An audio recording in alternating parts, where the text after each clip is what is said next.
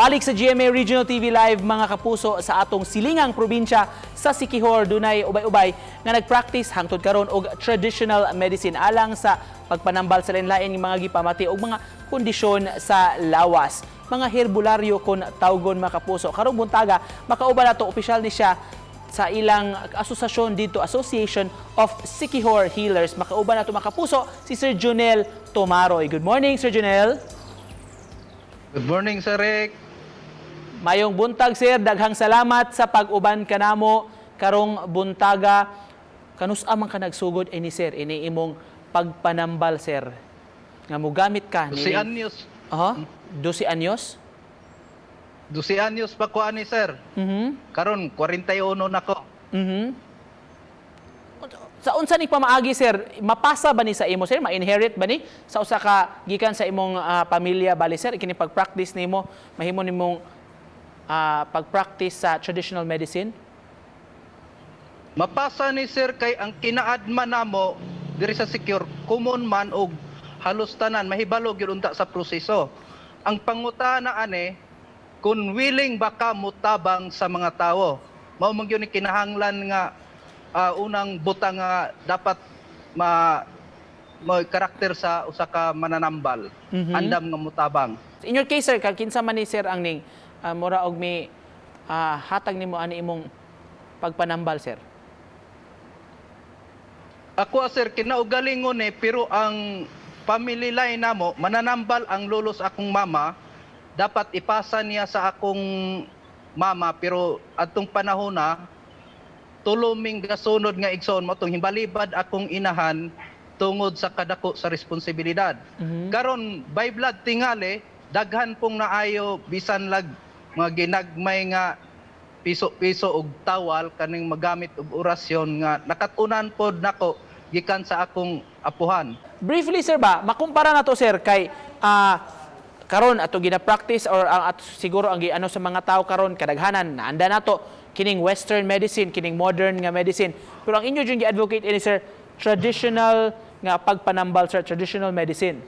Mga 5 ka tuig dunay sunod-sunod nga research sa indigenous knowledge gikan sa institusyon, mga researcher dire, mga scientist gani mukuan dire. Sa ato pa ang western medicine gasikad gyud gikan sa traditional medicine. So ang mananambal man god may kag mga ngalap mananambal duol kaayo mi sa kinaiyahan gikan sa dagat mugamit ng tambal bisan hilo pa na gikan langob stalactites stalagmite mga herbs gikan sa minteryo nga butang amo gihapon ang gigamit mga ultimong balas wate pwede na namong itambal. Kana sa una ra kayo ng practices na. Sa imo, sir, sa imo mga pagpanambal, sir, unsa ni nga mga kasagaran, sir, nga mga kaso nga idangop nimo, sir, og unsa po yung resulta, sir? Ubay-ubay na gyud, sir, ang mayuntang nga ayo na sa ilang mga gipamati.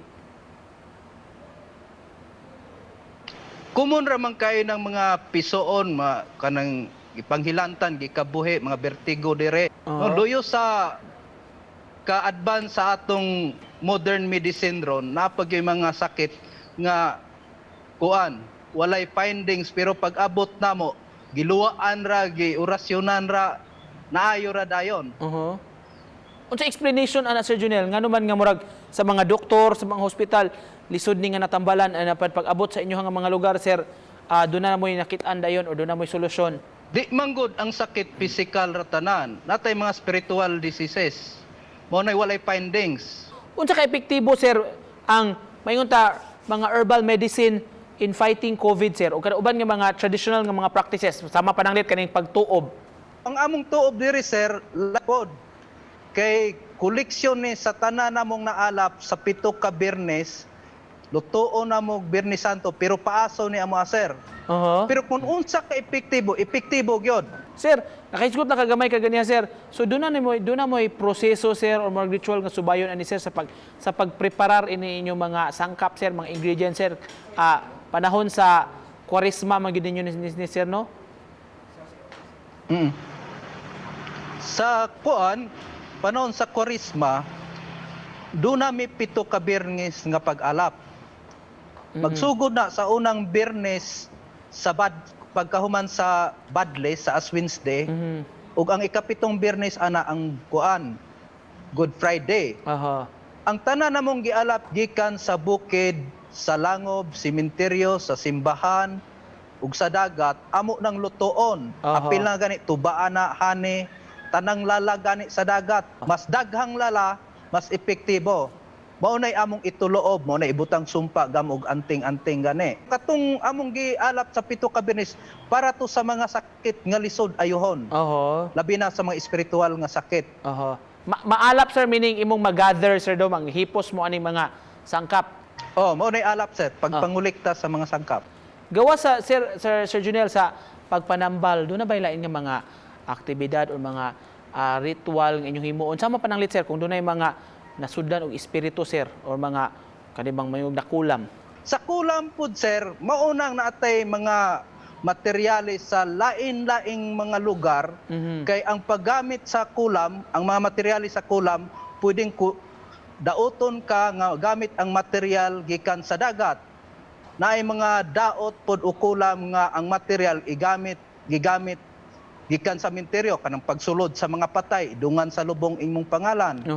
Finally Sir Junel, medyo limitado lang itong oras sa telebisyon. Unsay mensahe nimo sir, mapaambit nimo sa mga nagtanaw ato? Siguro ang uban sir murag nagduha-duha, di ba kayo kumbinsido nining traditional medicine nga inyong gi-practice? Unsay gusto nimong ipaambit sa ato mga viewers sir? Dunay laing solusyon gawas sa modern medicine o western medicine.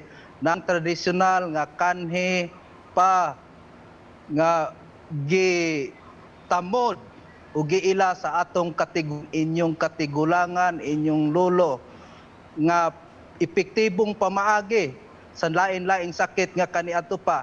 Dili nato ni angay kalimtan. Alright, magpasalamat bigda ko daghan kayong salamat sir sa pag-uban kanamo karong buntaga opisyal mga kapuso sa Association of Siquijor Healers si Sir Junel Tumaroy. Daghan salamat sir.